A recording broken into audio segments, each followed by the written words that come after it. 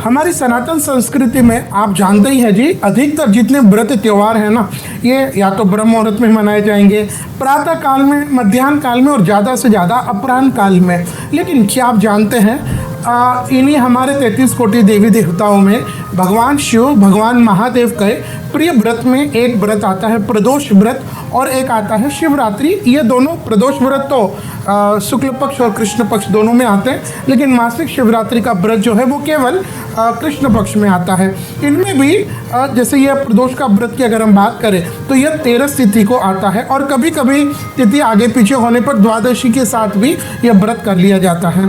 शिव पुराण, स्कंद पुराण में स्पष्ट आदेश है कि अगर आप शैव है, यानी अगर भगवान शिव को आप अपना प्राणेश्वर मानते हैं, भगवान शिव के प्रति अगर आपकी आस्था है, तो ऐसे व्यक्ति को, उसके अलावा भी जिसके जीवन में कष्ट है, उनको भी, या जो भी भगवान महादेव से थोड़ा भी प्रीति रखते हैं, प्रेम रखते हैं, उनको तो इस प्रदोष का व्रत का अवश्य पालन करना ही चाहिए। इस प्रदोष के विषय में हमारे शास्त्रों में आदेश है कि यह भगवान शिव का बहुत प्रिय व्रत है जी।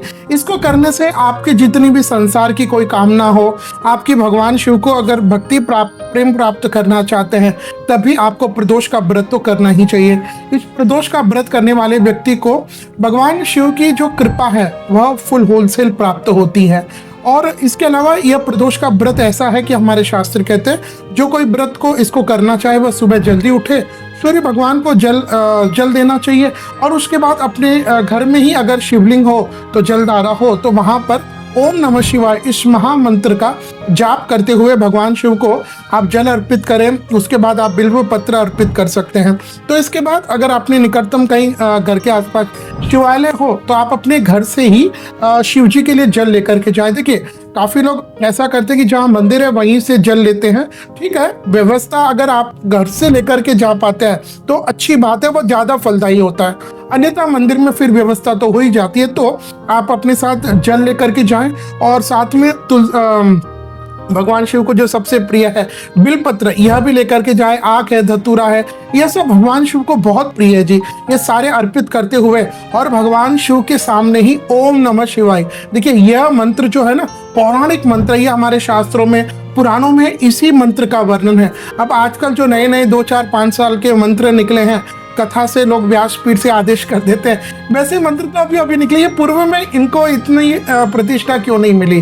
तो मंत्र की सिद्धि होती है ओम नमः शिवाय से, है ना। तो इस मंत्र में आप पूर्ण आस्था रख करके, विश्वास रख करके भगवान शिव की माला फेरे, और फिर अपने घर पर आकर के दिन भर अपने मन को, अपने तन को भगवान शिव जी के प्रति ही अर्पित करें। भगवान शिव जी में आप लगाए रखें। अगर संभव हो तो शिव पुराण के आप 2, 5, 11, 21 अध्याय यह आप पढ़ सकते हैं। भगवान शिव के जो विभिन्न स्तोत्र है उनका भी आप पाठ कीजिएगा। फिर शाम के समय प्रदोषो रजनी मुखम, यानी प्रदोष की जब बेला आनी होती है उसके पूर्व पुनः स्नान आपको करना है, और अपने घर में ही आप यदि मिट्टी की शिवलिंग बना पाए बहुत अच्छी बात है। और आपको श्रेष्ठता प्राप्त करनी है तो योग्य पंडित जी को बुला करके उनके द्वारा विधिवत रुद्राभिषेक का पाठ करवाइए। वो संभव नहीं हो तो फिर आपको स्वयं को करना है।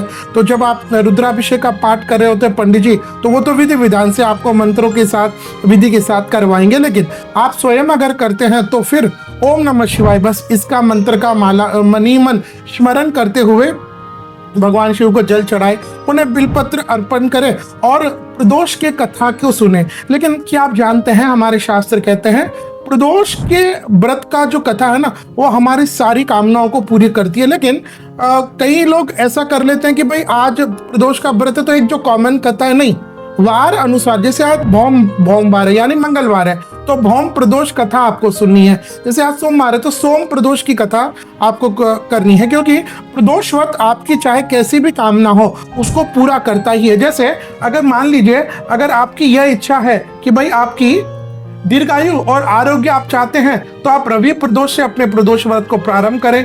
ग्रह की दशा निवारण, अभिष्ट सिद्धि प्राप्त करना चाहते हैं तो सोम प्रदोष व्रत से आप अपने व्रत को प्रारंभ करें।